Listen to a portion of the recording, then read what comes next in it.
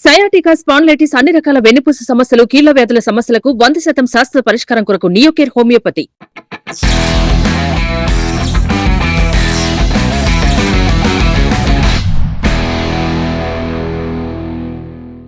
చిన్న రూమ్ లో ఉండి తన ఒరిజినల్ కంటెంట్ క్రియేట్ చేస్తూ బాగా ఫేమస్ అయ్యాడు. ఈ మధ్య రీల్స్ కూడా బాగా వైరల్ అవుతున్నాయి. తనవి సురేష్ ఉన్నారు కదా మనతో. ఏమ్మా బయట బట్టలు ఉతుకుతారా? నేను నీళ్ళు వేస్తా ఉంటాను. అమ్మో నేను బయటకు రానొచ్చు గారు. బయటకు వస్తే చాలు మిమ్మల్ని కారులో నన్నేమో వస్తా అనుకుంటున్నారు.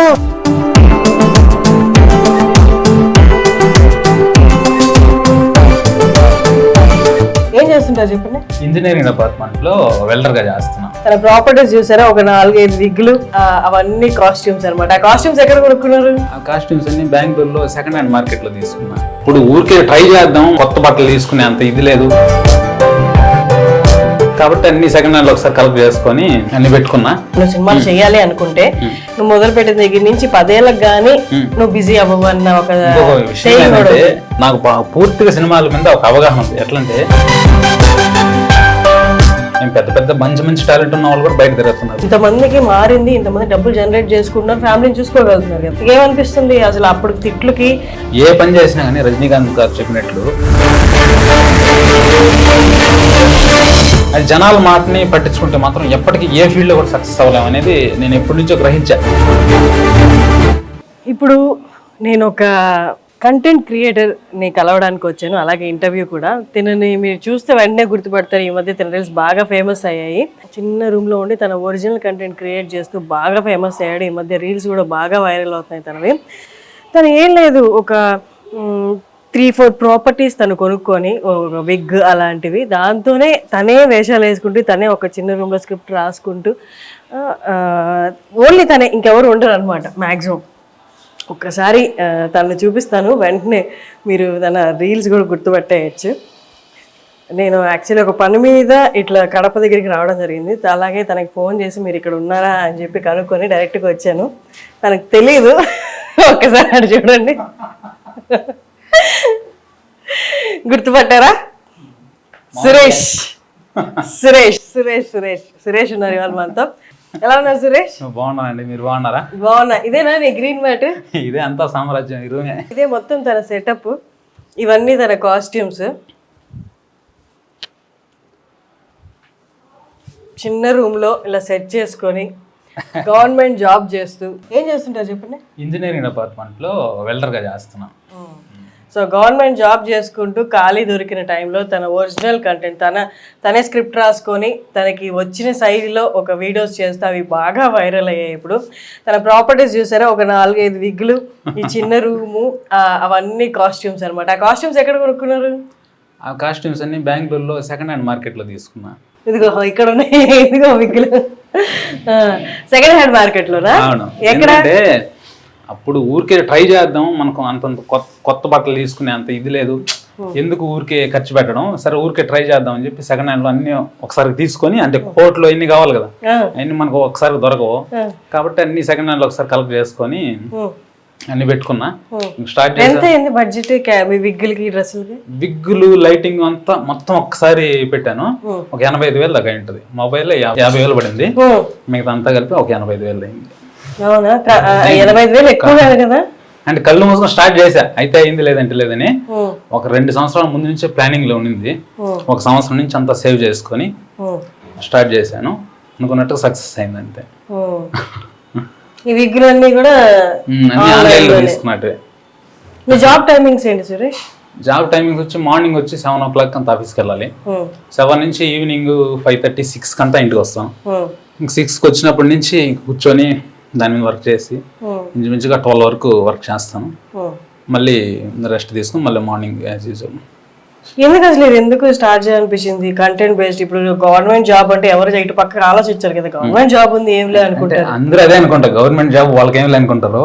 వాస్తవానికి గవర్నమెంట్ జాబ్ లో ఏమి లక్షలు వచ్చే ఉద్యోగం కదా, అది చిన్న గ్రూప్ డి ఉద్యోగం. మనకి ఎంత వస్తుంది అంటే ఇంచుమించుగా ఒక 30,000 శాలరీ వస్తుంది. 30,000తో మనం నచ్చినట్టు బతకలేం కదా, ఫ్యామిలీని అంతా తీసుకురావాలి. సో ఇంకొంచెం మనీ వస్తే మనకు బాగుంటుంది అనే ఉద్దేశంతోనే, నాకేం సినిమా ఛాన్సులు వస్తాయి గొప్పగా బయటకు వస్తే అందరూ గుర్తుపెట్టేస్తారనే ఉద్దేశం ఏం లేదు. ఏదైనా సెకండ్ ఇన్కమ్ క్రియేట్ చేసుకోవాలి, ఏదో ఒక పని చేసుకుంటామని ఫస్ట్ లో చిన్న చిన్న జాబులు చేసేవాడిని, వచ్చి అంటే ఆన్లైన్ వర్క్లు చేసేవాడిని. సో అవన్నీ వర్కౌట్ అవ్వక ఏదైనా గట్టిగా కొడదామని చెప్పి ఈ ఇన్స్టాగ్రామ్ స్టార్ట్ చేశాను అనమాట. అవునా, ఇది వర్కౌట్ అవ్వకపోయింటే 25,000 వేస్ట్ కదా. వచ్చే 30,000 శాలరీలో మిగిలేదు అయితే నాకు తెలిసి మంత్లీ సేవింగ్స్ అసలు మిగులుతాయా? మిగిలవు కదా. లే అదే అనుకున్నా నేను. ఇప్పుడు మనం స్టార్ట్ చేసాక లాస్ అయినా కానీ మనకి ఇబ్బంది లేకుండా ఉండడం కోసమే ఒక సంవత్సరం రోజుల నుంచి ముందు నుంచి కొంచెం కొంచెం సేవ్ చేసుకుంటే ఒక సంవత్సరం రోజులు ముందే పెట్టుకున్నా. ఒకవేళ నాకు లాస్ అయినా కానీ ఇబ్బంది లే, నాకు వచ్చే నష్టం నా సేవింగ్స్ పోతాయి అంతే. అది కొడితే కొడతామని చెప్పి ఆ ప్లాన్ లో వచ్చినా అనమాట. ఇప్పుడు మీరు ఉంటుంది నందలూరులో కదా, అసలు మీ నేటివ్ ప్లేస్ ఏంటి? మాది నెల్లూరు డిస్టిక్, గూడూరు పక్కన చిన్న విలేజ్. ఉద్యోగం పరంగా ఎట్లా వచ్చేసి? ఉద్యోగం పరంగా ఇక్కడ ట్రాన్స్ఫర్ అయింది. ఇంతకుముందు బెంగళూరులో చేస్తున్నాను. బెంగళూరులో ఫస్ట్ బెంగళూరుకి అప్లై చేశాను. అయితే మనకు రైల్వే జోన్లు ఉంటాయి కదా, హైదరాబాద్ జోన్, బెంగళూరు జోన్ ఎట్లా ఉంటాయి కదా. అయితే నాకు వచ్చే మార్కులకి మన హైదరాబాద్ కి అప్లై చేస్తే నాకు రాదని అనిపించింది. సో ఎట్లయినా జాబ్ కొట్టాలా, అప్పటికే 4 సంవత్సరాలు బాగా నలిగిపోయింది. ఎట్లయినా జాబ్ కొట్టాలని బెంగళూరు డివిజన్ కి మనం అప్లై చేసాం అనుకోండి, అక్కడ తక్కువ మార్కులు వచ్చినా జాబ్ వస్తుంది అన్నమాట. అప్పుడుండే పరిస్థితులు. ఇప్పుడు బెంగళూరు డివిజన్ కూడా ఎక్కువ మార్కులు అవుతుంది. 2018 నోటిఫికేషన్, 2019లో జాబ్ వచ్చింది. సో అట్లా తక్కువ మార్కులు వచ్చినా మనకు జాబ్ వస్తుంది అనే ఉద్దేశంతో బెంగళూరు డివిజన్ అప్లై చేశా. అనుకున్నట్లుగా గ్రూప్ డి రైల్వేలో గ్రూప్ డి నోటిఫికేషన్. అప్పట్లో 66,000 ఉద్యోగాలు పడితే ఇంచుమించుగా ఒక 2 కోట్ల మంది అప్లై చేశారు. వాళ్ళలో మాకు సెలెక్ట్ అయ్యాం. ఇంచుమించుగా ఒక 2,000 ఉద్యోగాలు ఉన్నాయి. దానికి లక్షల్లో కాంపిటీషన్ బెంగళూరులో కూడా. అట్లా నేను మామూలుగా డిగ్రీ చేశాను కంప్లీట్. డిగ్రీ తర్వాత 2014 డిగ్రీ అయిపోయింది. దాని తర్వాత ఎంకామ్ చేశాను. అంటే 2014 నుంచి కాంపిటేటివ్ లో అన్ని గవర్నమెంట్ ఉద్యోగాలు ప్రిపేర్ అవుతున్నాయి. ఓపెన్ లో ఎంకామ్ చేశాను 2016 వరకు. 2014 నుంచి 18 వరకు కాంపిటేటివ్ లోనే ఉన్నాయి. మధ్య మధ్యలో చిన్న చిన్న జాబులు చేస్తూ అట్లా వచ్చాను. నార్మల్ గా ఇంత టాలెంట్ ఉన్న వాళ్ళు సినిమాల్లోకి వెళ్ళిపోదాం అనుకుంటారు, కానీ సినిమాల్లోకి ఈ టాలెంట్ సరిపోతుందా, ఈ టాలెంట్ తీసుకుంటారంటే గ్యారంటీ లేదు. అక్కడ ఇంకా వేరే ఫ్యాక్టర్స్ చాలా ఉంటాయి. పలుకుబడి, తెలిసిన వాళ్ళు, అప్పుడే అంటే ఒక క్యాలిక్యులేషన్ అనమాట. నువ్వు సినిమాలు చేయాలి అనుకుంటే నువ్వు మొదలు పెట్టిన దగ్గర నుంచి 10 ఏళ్ళకి గానీ నువ్వు బిజీ అవ్వవు అన్న ఒక నాకు పూర్తిగా సినిమాల మీద ఒక అవగాహన ఉంది. ఎట్లంటే 10 ఏళ్ళు కాదు, ఇప్పుడు నాకు ఫుల్ టాలెంట్ ఉండి పోయినా గానీ మన లైఫ్ లాంగ్ కూడా అవకాశాలు వస్తాయంటే నమ్మకం ఉండదు. వస్తాయి, రాకపోవచ్చు, రావచ్చు. ఏం పెద్ద పెద్ద మంచి మంచి టాలెంట్ ఉన్న వాళ్ళు కూడా బయట తిరుగుతున్నారు. కాబట్టి మనకు సినిమాలు అనేది అది సెకండరీ. నాకు సినిమాల మీద అసలు ఐదే లేదు. వచ్చితే దాని తర్వాత చూసుకుందాం. ఇప్పుడు ఏంటంటే నా ఫ్యామిలీని హ్యాపీగా చూసుకోవాలా, జాబ్ చేసుకోవాలా, సెకండ్ ఇన్కమ్ కోసం రీల్స్ చేయాలి అంతే. పెళ్ళయింది, 2 పిల్లలు కూడా నాకు ఆల్రెడీ. నేను అసలు రీల్స్ చూసి నీకు పెళ్ళయింది అనుకోలేదు. అసలు ఒక బ్యాచులర్ గా చిన్న రూమ్ లో ఉండి నువ్వు చేసుకుంటున్నావేమో అనుకున్నా. కానీ పెళ్ళయింది 2019లోనే పెళ్లి అయిపోయింది. నేను మా మరదలనే పెళ్లి చేసుకున్నాను. Love marriage? లవ్ ఏం కాదు, అరేంజ్డ్ మ్యారేజే. మా మరదలే, ఇంట్లో వాళ్ళందరూ ఒప్పించి చేసుకున్నాం. కట్నం తీసుకున్నావా? కట్నం తీసుకున్నా. కట్నం అంటే మరి ఇప్పుడు మా సైడ్ గవర్నమెంట్ జాబ్ అనగానే లక్షల్లో కట్నాలు వస్తుంది. మనం అక్కడక్కడ మీమ్స్ కూడా చూస్తుంటాం, గవర్నమెంట్ జాబ్ అంటే లక్షల్లో కట్నాలని. కానీ మా మేనమా వాళ్ళు కూడా పేదవాళ్లే, వాళ్ళకి తగ్గట్లు కొంచెం ఇచ్చినారు. పూర్తిగా తీసుకోకుండా ఉండడం కూడా కరెక్ట్ కదని. కరెక్ట్ కదా? ఎందుకు కరెక్ట్ కాదంటే అట్లేం లేదు, నా ఆస్తితోనే తీసుకున్నా. కొంచెం తీసుకోవాలనే ఉద్దేశంతోనే తీసుకున్నా. వారిని బాగా చూసుకుంటున్నావా? 100% బాగా చూసుకుంటా. ఏం పేరు? నేను బాగా చూసుకోవడం కదా, అమ్మాయి నన్ను బాగా చూసుకుంటది. అవునా? ఎట్లంటే నేనేం వర్క్ చేసినా నాకు ఫుల్ సపోర్ట్ ఇస్తుంది. ఇక్కడ ఏమన్నా కొట్టాల్సిన చెప్పులు కట్టతో కొట్టాల్సిన, చెప్పులతో కొట్టాల్సిన, ఇక్కడ చీర కొడతా ఉంటది. అట్లా నాకు ఫుల్ సపోర్ట్ అన్నమాట. ఏంటంటే మనం ఏం చేసినా గానీ మనకు సపోర్ట్ ఉండాలి. ఫస్ట్ ఆఫ్ ఆల్ ఈ అమ్మాయిల వేషాలు ఏం చేసేది అట్లా ఏమనుకుంటా సపోర్ట్ చేస్తుంది బాగా. ఏం పేరు? శిరీష. శిరీష. వీడియోస్ చూసి ఏమంటది ఇవన్నీ యాక్టింగ్? ఫస్ట్ ఏదైనా జోక్ చేస్తానంటే ఫస్ట్ మా వైఫ్ కి చెప్తాను నేను, ఇది అమ్మాయి జోక్ అనుకుంటున్నాను, ఇది ఎట్లా పేలుతుందో లేదంట. ఓకే పర్లేదంటది. దాన్ని అంతా వీడియో తీసుకుపోయి మొత్తం ఫస్ట్ అమ్మాయికే చూపిస్తుంది ఎట్లా వచ్చింది చూడని. ఆ అమ్మాయిని గమనిస్తా ఉంటాను ఫేస్ ఎక్స్ప్రెషన్స్. నవ్వింది అనుకోండి వీడియో చూసి, ఓ ఇది క్లిక్ అవుతుంది. నవ్వలేదు, ఎక్స్ప్రెషన్ ఎట్లా పెట్టిందంటే ఇది లైట్ గా పోతుంది అనిపిస్తుంది. మాక్సిమం అన్ని వీడియోలు నవ్వుతుంది అట్లా అన్నమాట. ఏం చదువుకుంటాను? ఆ అమ్మాయి ఇంటర్మీడియట్ చదువుకుంది అంతే. ఇంటర్మీడియట్ చదువుకుంది, నేను పెళ్లి చేస్తున్నా. మరి ఇప్పుడు ఇన్స్టాగ్రామ్ లో రీల్స్ అయితే వైరల్ అయ్యాయి. ఇమీడియట్ గా దానికి నెక్స్ట్ స్టెప్ ఏంటంటే దాన్ని ఏదో ఒక ఇన్కమ్ సోర్స్ గా మార్చుకోవాలని, అయితే ప్రమోషన్స్ ద్వారా కానీ ఇంకొక ద్వారా. ఇంకా అది మానిటైజ్ అవ్వలేదు కాబట్టి ఇండియాలో ఇన్స్టాగ్రామ్. మరి ఎట్లా దాని నుండి ఏమైనా ఇన్కమ్ వస్తుంది ఇన్స్టాగ్రామ్ నుండి? ఇన్స్టాగ్రామ్ లో మనకి ఎన్ని మిలియన్స్ వ్యూస్ వచ్చినా కానీ ఒక్క రూపాయి కూడా రాదు. ఏంటంటే ప్రమోషన్ ద్వారా మనకు డబ్బులు వస్తుంది. నేను ప్రమోషన్ చేస్తున్నాను, అవి మంచిగా చెడ్డవో ప్రమోషన్లు అయితే చేస్తున్నాను, దాని ద్వారా డబ్బులు అయితే సంపాదించుకుంటున్నాను. ప్రెసెంట్ అయితే చేస్తున్నా. అంటే మనకు బయట కూడా వస్తాయి. ఇప్పుడు బయట మా రెస్టారెంట్ కి రండి, మాల్స్ కి రండి, సినిమా హాల్ కి రండి అని వస్తాయి. కానీ నేను వెళ్ళే అవకాశం లేదు. సాయంత్రం వరకు జాబ్ చేసుకోవడం, రెస్ట్ రోజుల్లో ఏదో వర్క్లు పడిపోతుంటాయి, చూసుకోవడం సరిపోద్ది. నాకుండే అవకాశం ఏంటంటే చిన్న చిన్నవి ఇక్కడ ఉండేటివి వాళ్ళు ఏదైనా ఫుటేజ్ పంపిస్తే దాని ప్రకారం చేసుకునే ప్రమోషన్లు అయితే చేస్తాము. హైదరాబాద్ కానీ అట్లా ప్రతిరోజు మెసేజ్ వస్తాయి నాకు. ప్రతిరోజు ప్రమోషన్ సంబంధించి నేను చెయ్యాలి కానీ నాకు ఓపిక ఉండాలి కానీ ప్రతిరోజు ప్రమోషన్ వస్తాయి. ఏదో ఒకటి వస్తానే ఉంటాయి. కానీ మనకి ఏంటంటే వెళ్ళే అవకాశం ఉండదు, మనకు కుదరదు. ఇక్కడే జాబ్ కి సరిపోతుంది కాబట్టి ఎప్పుడు ప్రతి సండే ఉంటదండి. వన్ డే ఉంటది. కానీ అప్పుడప్పుడు మనకు సండే కూడా డ్యూటీ ఎమర్జెన్సీ ఉంటే సండే కూడా డ్యూటీ చేయాల్సి ఉంటది. సో అట్లాంటి టైంలో సండే డ్యూటీ చేస్తే నెక్స్ట్ ఎప్పుడన్నా తీసుకోవచ్చు రెస్ట్. సరే, ఇప్పుడు అంత ముందు జాబ్ ఓన్లీ 30,000, ఇప్పుడు ప్రమోషన్ అంతా కలిపి ఎంత వస్తుందంటే చెప్పగలరా? వస్తుంది. నాకు శాలరీ ఎంత వస్తుంది, ప్రమోషన్ కూడా అంత వస్తుంది అనుకోండి. పిల్లలు 100% అవసరమే. ఎందుకంటే మనకు మీకు తెలిసిందే కదా ఫ్యామిలీ నడవడం అంటే. అమ్మమ్మ తాతయ్య కూడా మీతోనే ఉంటున్నారు కదా? ప్రెసెంట్ అమ్మమ్మ తాతయ్య కూడా ఉంటున్నారు. అమ్మమ్మ వారు కంటిన్యూగా నాతోనే ఉంటే తాతయ్య వెళ్ళిపోతారు అన్నమాట. ఎలా ఉంది లైఫ్ మిగతా అన్ని కంపేర్ చేస్తే, అంతకు ముందు కంపేర్ చేస్తే ఇప్పుడు లైఫ్ ఎలా ఉంది? సార్టెడ్ అనిపిస్తుందా? నేను హ్యాపీగా ఉంటానండి. నేను ఫస్ట్ నుంచి కూడా నాకు ఎటువంటి టెన్షన్స్ ఏమి ఉండవు. ఏంటంటే నాకు ఉన్నంతలో హ్యాపీగా ఉంటా. ఒకవేళ నాకు ఈ సెకండ్ ఇన్కమ్ ఏం లేకుండా, ఇన్స్టాగ్రామ్ ఏం లేకపోయినా కానీ నాకు వచ్చే సాలరీతో హ్యాపీగానే ఉంటా. కొంచెం డెవలప్ అవ్వాలి అనే ఉద్దేశంతోనే ఇట్లా స్టార్ట్ చేశాను అనమాట. ఎవరు కామెంట్ చేయలేదా కంటెంట్ చేస్తున్నప్పుడు? ఎందుకు రాని మీ ఇంట్లో వాళ్ళు కానీ ఎవరు ఎందుకు ఇదంతా అనలేదా? అదేందో కానీ అందరికీ బ్యాడ్ కామెంట్ వస్తాయేమో కానీ నాకు ఫస్ట్ నుంచి కూడా ఒక్కడ కూడా బ్యాడ్ కామెంట్ పెట్టింది లేదు. ఫస్ట్ నుంచి అందరూ ఇంట్లో వాళ్ళ సపోర్టే, ఇన్స్టాగ్రామ్ నుంచే సపోర్టే, ఎక్కడ నాకు సపోర్టే. ఏంటంటే నేను ఒకరిని ఇబ్బంది పెట్టేట్టుగా జోక్ లేనన్నమాట. ఒకరిని కిండల్ చేయనట్టు చేయను. ఏదన్నా నా మీద నేనే వేసుకుంటా ఉంటాను కాబట్టి జనాలకు ఇబ్బంది పడరేమో అనిపిస్తుంది. కానీ 18+ కంటెంట్ కూడా చేస్తున్నారు కదా, దానికి ఎవరేం అనలేదా? 18+ కంటెంట్ అంటే కొంచెం కొంతమంది లేడీస్ ఇది మెసేజ్ చేస్తారు అన్నమాట. ఒక 100 మందిలో ఖచ్చితంగా ఒక 4-5 మెసేజ్ చేస్తారు, అన్న వద్దు అట్లాంటి మాటలొద్దు అంటారు. కానీ నేనేంటంటే నేను విలేజ్ బ్యాక్గ్రౌండ్ నుంచి వచ్చాను. పైగా నాకు ఒక మాట అంటే ఆ మాటకి ఎమోషన్ ఎట్లుంటది అని ఆ ఒక్క మాట మాత్రమే పట్టుకోండి. నేను ఎక్కువ కూడా బూతులే వాడను. కానీ ఆ ఎమోషన్ దానికి ఆ జోక్ కి సెట్ అవ్వాలంటే ఆ మాట పడితేనే జోక్ పేలుతుంది అని నేను అనుకుంటాను. ఇంకేదైనా పడితే కూడా బాగుంటది, కానీ అదైతే పర్ఫెక్ట్ గా ఉంటదని అట్లా దాన్ని ప్రత్యేకంగా దాన్నే వాడి విసిగిచ్చాదనేం లేదు. ఆ జోక్ తగ్గట్లు వాడతా అంతే. ప్రతిదానికి అట్లేం వాడేది ఉండదు. యూట్యూబ్ ఛానల్ కూడా స్టార్ట్ చేశారా? యూట్యూబ్ ఛానల్ కూడా స్టార్ట్ చేశారు. సురేష్ గురు కామెడీ అని పెట్టుకున్నా. కానీ అది మొన్న ఒక 1 month బ్యాక్ పెట్టుకున్నాను. ఇప్పుడు 3,500 మంది సబ్స్క్రైబర్లు ఉన్నారు. చూద్దాం, దాంట్లో కూడా అప్లోడ్ చేస్తాము. చూద్దాం భవిష్యత్తు ఎట్లుంటుందో. ఏదైతే ఇన్స్టాగ్రామ్ లో అయితే పోతా ఉంది. నేను ఒక వీడియో చూసాను సురేష్ మీద. ఇప్పుడు నేను 10th ఫెయిల్ అయ్యాను, నేను కూడా ఇవన్నీ అనుభవించాను, కానీ అందరికి ఒక రోజు వస్తుంది, ఆ రోజు మాట్లాడదాము అన్నట్లు ఏదో పెట్టారు. అంటే ఏంటంటే ఆ రోజు 10th రిజల్ట్ అన్నమాట. సో 10th రిజల్ట్ రోజు ఇన్స్టాగ్రామ్ ఎంటర్టైన్ చేసేవాడుగా నేను కూడా ఏదన్నా చెప్తే బాగుంటది జనాలకి అనే ఉద్దేశంతో అది చెప్పాను అన్నమాట. ఏం లేదు, 10th లో చూసి రాసి పాస్ అయినా, ఇంటర్లో ఇంగ్లీష్ ఫెయిల్ అయినా, డిగ్రీ 3 సంవత్సరాలు ఫెయిల్ అయినా, ఏదో ఒక సబ్జెక్ట్ ఫెయిల్ అవుతాను వచ్చిన తర్వాత డిగ్రీ ఎలాగో కంప్లీట్ చేసిన తర్వాత కాంపిటేటివ్ లో ఒక ఇంచుమించుకి 20-30 ఎగ్జామ్లు రాసుంటా, సెంట్రల్ స్టేట్ అన్ని కలిపి అన్నిట్లో ఫెయిల్ అయిపోయా. చివరికి ఏదో ఒకటి మన టైం బాగుండి కష్టపడతా వచ్చాను కాబట్టి ఆ ఉద్యోగం వచ్చింది. ఒకవేళ నాకు ఆ ఉద్యోగం రాకపోయినా నేనేమి నలిగిపోయాను, ఏదో ఒక పని చేసుకుని ఉంటా. నేనేమి ఆ ఉద్యోగం రాలేదని చెప్పి డిప్రెషన్లకి ఏమి వెళ్ళను, ఏదో జాబ్ చేసుకుని ఉంటా.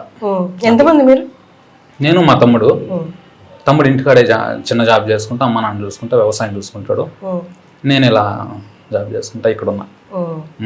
ఇప్పుడు ఈ కంటెంట్, ఇప్పుడు ఇన్స్టాగ్రామ్ ఇవన్నీ వచ్చి చాలా మందికి, అంటే అప్పుడు దాకా తిట్లు తిన్న వాళ్ళందరూ దేనికి పనికి రావరా నువ్వు, ఏంటి ఊరికే గాలి తిరుగుతున్నావు అన్న వాళ్ళకు కూడా ఒక ఉపాధిలా మారింది. నాలో కూడా టాలెంట్ ఉందని వాళ్ళకి నమ్మకం కలిగింది. దీని నుంచి జనరేట్ అయిన డబ్బులతో వాళ్ళు ఏదో ఒకటి నెక్స్ట్ ఫ్యూచర్ ప్లాన్ చేసుకున్నారు, బిజినెస్ కానీ లేకపోతే వాళ్ళకి వచ్చిన దాంట్లో ఏదైనా. కానీ ఒక పాయింట్ ఆఫ్ టైమ్ లో అందరు ఫేస్ చేసే ఉంటారు, నువ్వు దేనికి పనికి రావురా. అన్నోళ్ళు ఇప్పుడు అంటే కొంతమంది తీసి పాడేయచ్చు ఇన్స్టాగ్రామ్ లో ఎంటర్టైన్మెంట్ చేసి దీన్ని కూడా ఒక సీరియస్ ప్రొఫెషన్ లా తీసుకోవాలని, కానీ but second source of income గా మారింది కదా, ఇంతమందికి మారింది, ఇంతమంది డబ్బులు జనరేట్ చేసుకుంటున్నారు, ఫ్యామిలీని చూసుకోగలుగుతున్నారు కదా. ఏమనిపిస్తుంది అసలు అప్పుడు తిట్లకి ఇప్పుడు ఏదో ఒకటి జనరేట్ చేసుకోగలుగుతాం? మనం ఏ పని చేసినా కానీ, ఇది ఇన్స్టాగ్రామ్ అనే కాదు, ఏ పని చేసినా కానీ రజనీకాంత్ గారు చెప్పినట్లు వెనక నుంచి ఎవరో కోస్తానే ఉంటారు. సీరియస్ గా చెప్పారు రజనీకాంత్ గారు చెప్పినట్లు, కానీ కాబట్టి ఎవరో వారు కోస్తానే ఉంటారు వెనక నుంచి, ఏదో ఒకటి అంటా ఉంటారు. మనం ఎన్ని పట్టించుకోకుండా మనం ఏంది, మన టార్గెట్ ఏంది, మనం ఇన్ని నెలల్లో ఇంతమంది ఫాలోవర్స్ని మన పని మనం కరెక్ట్గా చేసుకుంటా పోతే వస్తారన్నట్టుగా సక్సెస్ దాన్ని దృష్టిలో పెట్టుకుని వర్క్ చేసుకుంటా పోతే ఖచ్చితంగా అవుతాం. అది జనాల మాటని పట్టించుకుంటే మాత్రం ఎప్పటికీ ఏ ఫీల్డ్లో కూడా సక్సెస్ అవ్వలేము అనేది నేను ఎప్పటి నుంచో గ్రహించా. ఎందుకంటే నేను కాంపిటేటివ్లో ఉన్నప్పుడు 4 ఏళ్ళు ఏ జాబ్ లేకుండా బయట తిరుగుతా, ఇంట్లో ఉన్న డబ్బులు తీసుకోవడం, బయట తిరుగుతా ఉంటే పరిస్థితి తెలుసు కదా పల్లెటూరులో ఎట్లుంటుంది.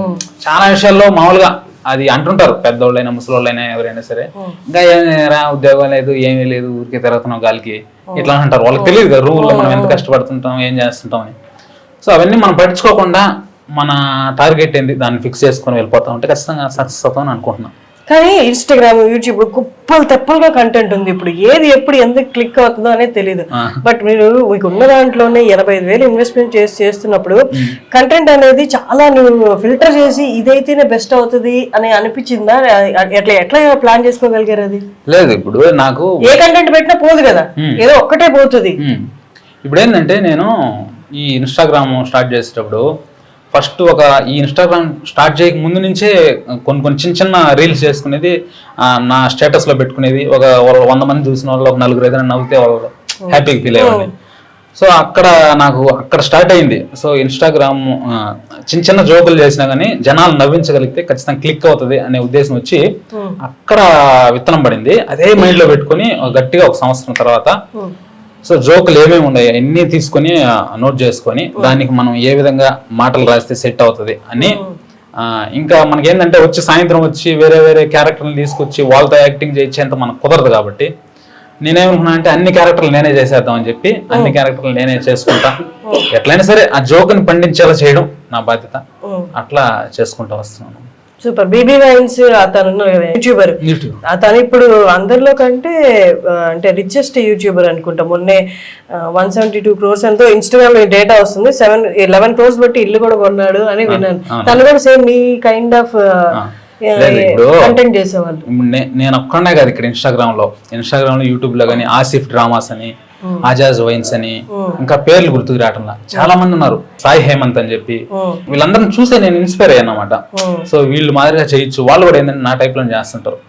ఆసిఫ్ డ్రామాస్ కి అయితే 1 million పైగా సబ్స్క్రైబర్లు ఉంటారు. వాళ్ళందరిని చూసి ఇన్స్పైర్ అయ్యి సో మనం కూడా చేద్దాం. ఆల్మోస్ట్ మీరు ఒక సినిమాకి పెట్టే ఎఫర్ట్స్ పెడుతున్నారు కదా, రాసుకోవడం, కలెక్ట్ చేయడం, రాసుకుంటా, షూట్ చెప్పుకుంటా, డైలీ ప్రతిరోజు ఒకటి పెట్టాలని ఫిక్స్ అయిపోయినా. రాసుకుంటా, షూట్ చేసుకుంటా, డబ్బింగ్ చెప్పుకుంటా, ఎడిట్ చేసుకుంటా, టోటల్ ఈ ఈవినింగ్ టైంలో టోటల్ కంప్లీట్ చేస్తా. అదంతా వర్క్ అంతా కంప్లీట్ చేసుకొని ఒక రోజుకి ఒక రీల్ ఎట్లయినా పోస్ట్ అవ్వాలి, అట్లా టార్గెట్ పెట్టుకొని చేస్తున్నాను అనమాట. ఎప్పుడన్నా టైం బాగా కుదిరిందంటే ఒక 10 క్యారెక్టర్లను పెట్టుకోవడం సరే, ఒక 1.5 నిమిషం 1 minute పెద్ద రీల్ని కూడా చేస్తాను అనమాట. మనకు టైం లేనప్పుడు చిన్న జోకును అప్పటికప్పుడు పంచి పేలేటట్టు చేస్తాను అనమాట. చిన్నది ఒక 15 సెకండ్లు అయినా సరే నవ్వు వచ్చేటట్టు చేస్తాను. నైస్. అయితే మా వాళ్ళకి ఇప్పుడు ఇంత ఇంటర్వ్యూ చేసినా ఫస్ట్ మీరు యాక్ట్ చేయకపోతే వాళ్ళకి గుర్తుపట్టరు. ఇంత ఇంటర్వ్యూ చేసినా కూడా ఆ విగ్గులతో గుర్తుపడతారు మిమ్మల్ని. ఒక్కసారి నేను అటు పక్కకి వెళ్తాను, చిన్నది ఏదైనా మా వాళ్ళకి చేసి చూపిస్తే మన ఇంటర్వ్యూ ఏం చేద్దాం. నన్ను వెతుక్కుంటా సుమన్ టీవీ వాళ్ళు వచ్చారు, చాలా థ్యాంక్స్ అండి. వాస్తవానికి నేనే పెద్ద గొప్పవాడిని అయితే కాదు, కానీ వాళ్ళ మీద అభిమానంతో ఇంటర్వ్యూ చాలా మంది అడిగినా కానీ మొదటి నుంచి సుమన్ టీవీ వాళ్ళకి ఇంటర్వ్యూ ఇస్తే బాగుంటుందనే ఉద్దేశంతో ఖచ్చితంగా ఈ రోజు సుమన్ టీవీ వాళ్ళు నన్ను వెతుక్కుంటే ఇక్కడికి వచ్చారు. కాబట్టి చాలా థ్యాంక్స్ అండి సుమన్ టీవీ వాళ్ళకి. ఇంటర్వ్యూ ఖచ్చితంగా సక్సెస్ అవ్వాలని చెప్పి కోరుకున్నా. అరే ఖచ్చితంగా ఇంటర్వ్యూ చూడండి రా. Thank you so much. నేను ఇంత దూరం వచ్చినా మీరు మీకు వర్క్ ఉంటుంది, గవర్నమెంట్ వర్క్ అంటే నాకు తెలుసు ఎలా ఉంటుందో హెక్టిక్ గా, బట్ స్టిల్ నాకు కొంత టైం ఇచ్చారు. Thank you so much. మళ్ళీ కలుద్దాం. ఈసారి మీరే హైదరాబాద్.